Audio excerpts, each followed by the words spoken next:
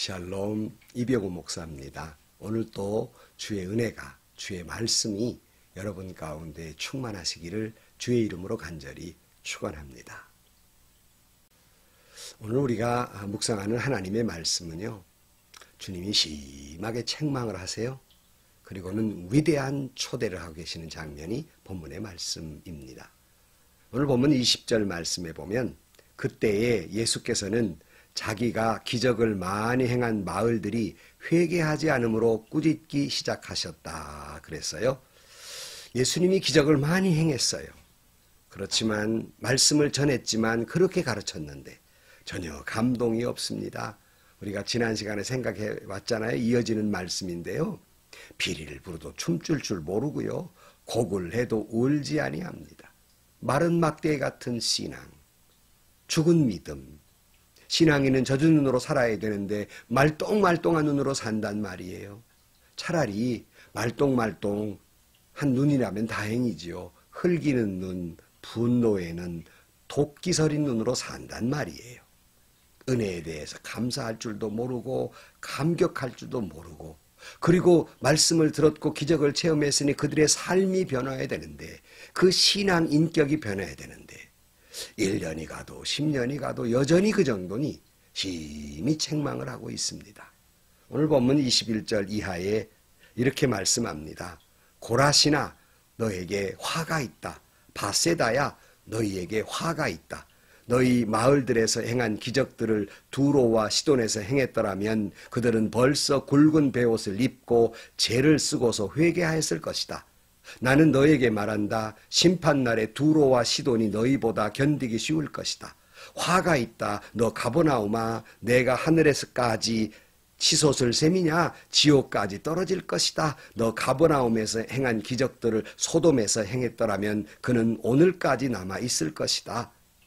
나는 너에게 말한다. 심판날에 소돔 땅이 너보다 견디기 쉬울 것이다. 굉장한 말씀입니다. 한마디로 말해서 너에게 베풀어준 그 은혜, 그 기적을 다른 이들에게, 다른 마을에 전했더라면 훨씬 더 놀라운 역사가 나타났을 것이고, 그들은 너희보다 훨씬 더 변화됐을 것이고 놀라운 역사가 일어날 것이다 하는 말씀입니다. 저는 늘 이 말씀을 보면서 저 자신에 빗대어 공감하는 일이 있습니다.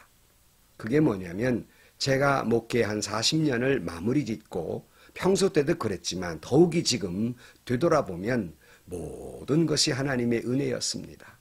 그러나 모든 것이 하나님의 은혜였는데, 그러나 내가 그 은혜에 비해서는 저 자신이 너무나도 부족한 종이었고 게으른 종이었습니다. 그래서 평소에 저희 부목사님들에게도 그래요. 난 참 하나님께 죄송하다. 왜냐하면 하나님이 내게 주신 그 은혜, 그 달란트, 그 환경, 이걸 다른 사람에게 주었더라면 얼마나 더 위대한 역사를, 위대한 사역을 했을까. 그걸 생각하면 나는 참 게으른 사람이다. 나는 부족한 사람이다. 그런 생각을 가져봅니다. 이것을 여러분들 앞에 내가 무슨 체하거나 멋스럽게 하기 위해서 드리는 말씀은 결코 아닙니다. 지금도 뼈저리게 느껴요. 주님이 내게 주신 은혜를 다른 사람에게 주셨더라면, 제게 주신 그 달란트를 다른 사람에게 주셨더라면 더 크고 위대하고 주님 닮은 목회를 했을 것인데 하는 그런 생각을 지울 수 없습니다. 저는 참 부족한 종이었고요. 게으른 종이었습니다.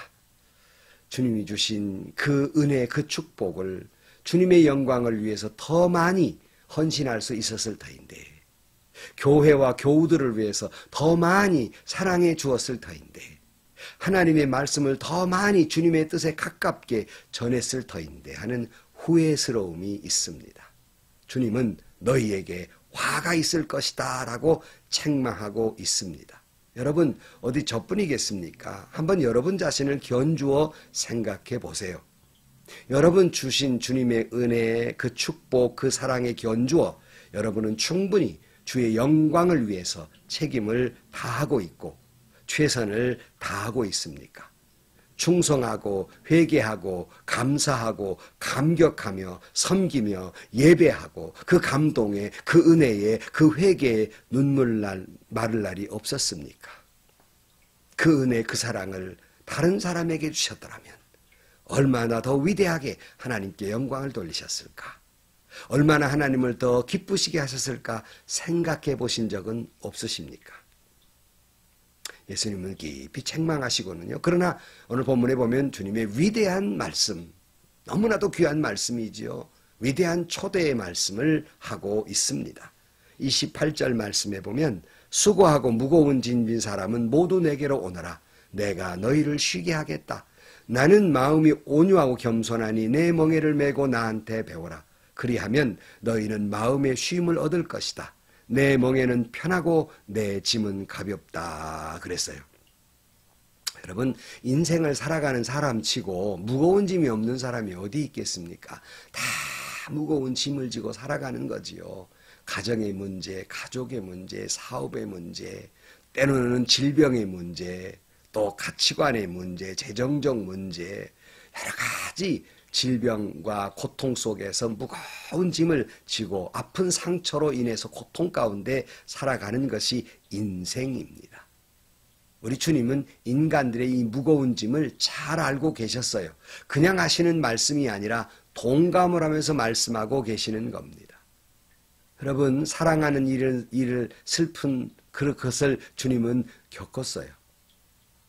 요셉이 일찍 죽었습니다. 그러므로 사랑하는 가족을 잃는 슬픔은 겪었기에 가족을 잃고 사랑하는 일을 잃고 슬픔의 무거운 짐을 지고 가는 사람들의 그 슬픔의 무거운 짐을 잘 알고 계십니다. 남에게 말 못할 슬픔 주님도 겪으셨기 때문에 너무나도 잘 알고 계십니다. 그럴 수 없는 배신감의 무거운 짐이 있습니까? 주님도 배신의 치를 떨 만한 고통을 당하셨기에 그 아픔을 잘 알고 계십니다. 남에게 모욕을 당하셨습니까? 수치스러움을 당하셨습니까? 주님도 다 겪으셨기 때문에 우리의 그 모욕스러움과 그 수치스러움을 너무나도 잘 알고 있고 그 무거운 짐을 너무나도 잘 알고 계십니다. 모르고 말씀하시는 것이 아니라 주님은 인간의 몸을 입고 이 땅에 오셔서 친히 그 모든 것을 겪으셔서 우리를 잘 알고 계십니다. 그래서 주님의 성품, 신론, 인론, 주님의 신적인 부분과 인간적인 부분이 있다. 이건 굉장히 중요한 문제다라고 말씀드리는 것은 주님이 우리와 똑같은 인간이셨기 때문에 우리의 아픔을 너무나도 잘 알고 계시다 하는 거예요. 이해하시기에 우리를 위대하게 초대하고 계시는 거예요. 어떻게 해요? 나에게로 오라. 뭘 모르고 오라는 게 아니라 너무나도 잘 알기 때문에 내게로 오라. 내가 너희를 쉬게 하리라고 초대해 주고 있습니다. 내게로 오라는 말씀은 주님의 품으로 오라.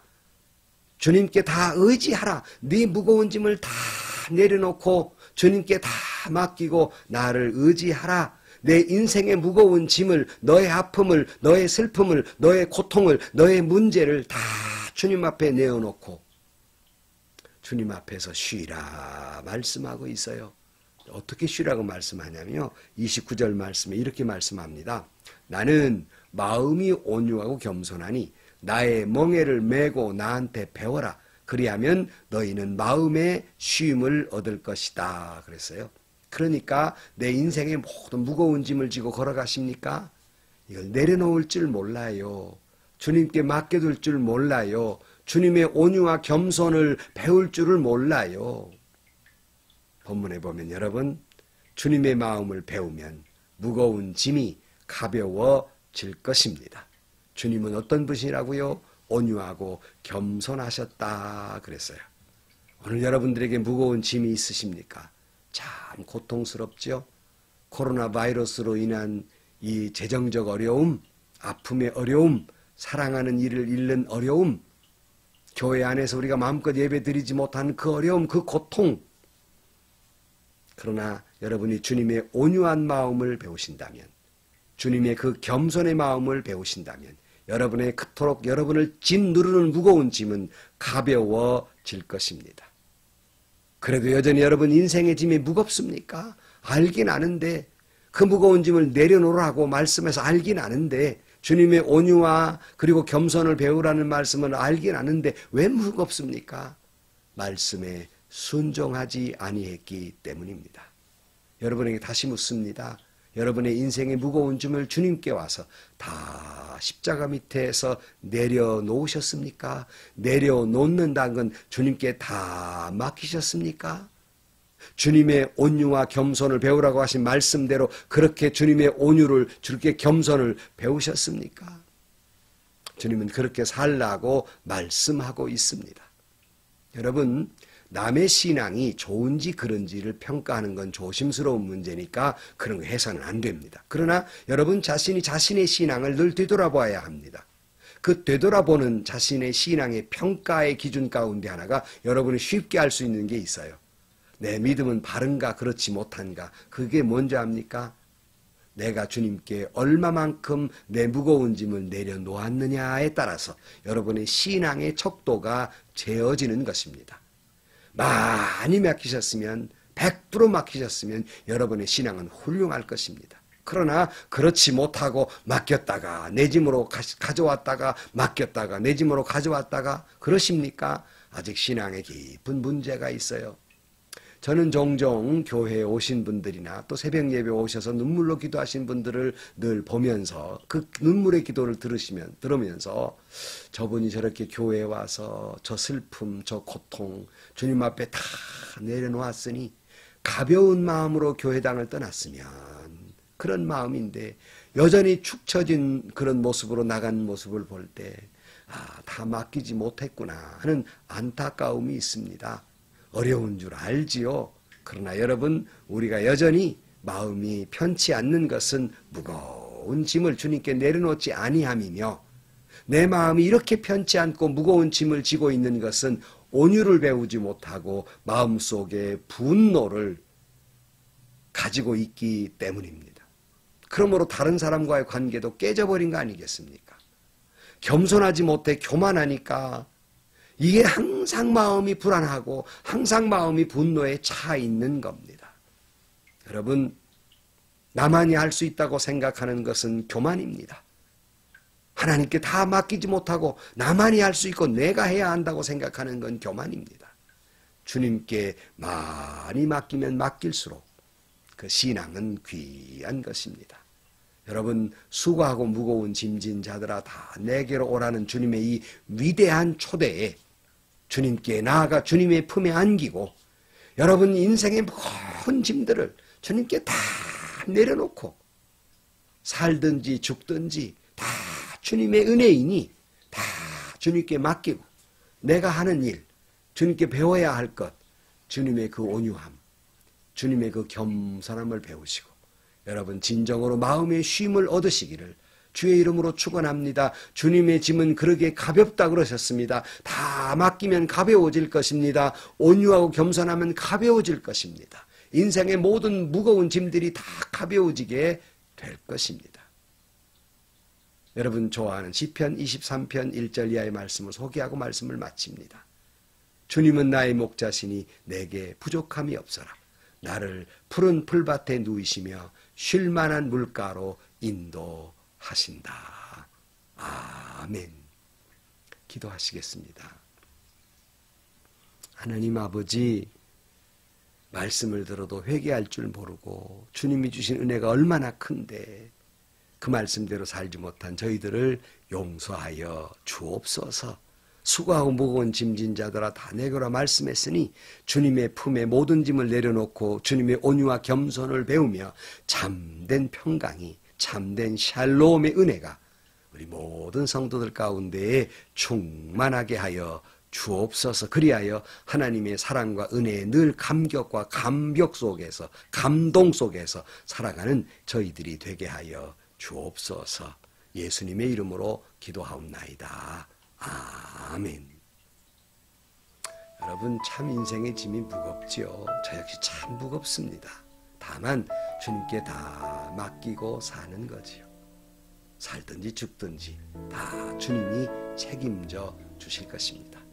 나는 가벼운 마음으로 주님께 다 맡겼으니 주님의 그 온유, 주님의 그 겸손을 배워서 진정한 평화가 저와 여러분 가운데 충만하시기를 주의 이름으로 축원합니다. 오늘 또 주님이 여러분을 쉴만한 물가로 인도해 주실 줄로 믿습니다.